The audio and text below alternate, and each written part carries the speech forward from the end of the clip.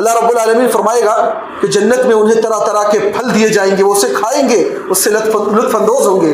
اب ایک سوال یہ ہے کہ وہ جو کھانا کھائیں گے، وہ پھل کھائیں گے، وہ میوے کھائیں گے، وہ جائیں گے کہاں؟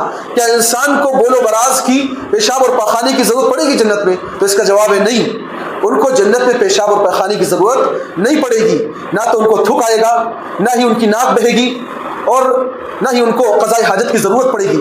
اس کی دلیل موجود ہے، صحیح مسلم کی روایت ہے، راوی جابر رضی اللہ عنہ ہیں، کہتے ہیں نبی کریم صلی اللہ علیہ وسلم نے فرمایا ان اہل الجنت یاکلون ویشربون ولا یدفلون ولا یبولون ولا یتغوطون ولا یمتخطون۔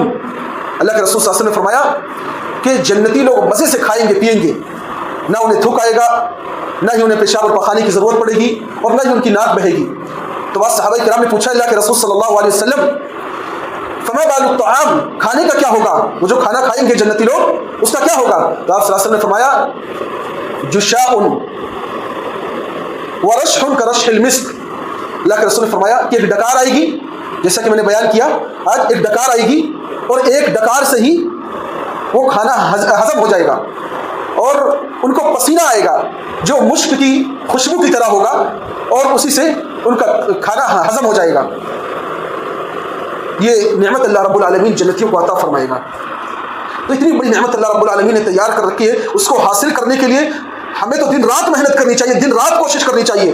نمازوں کا ہمیں اہتمام کرنا چاہیے، فرائض کا اہتمام کرنا چاہیے، اور سنن و نوافل کا بھی اہتمام کرنا چاہیے۔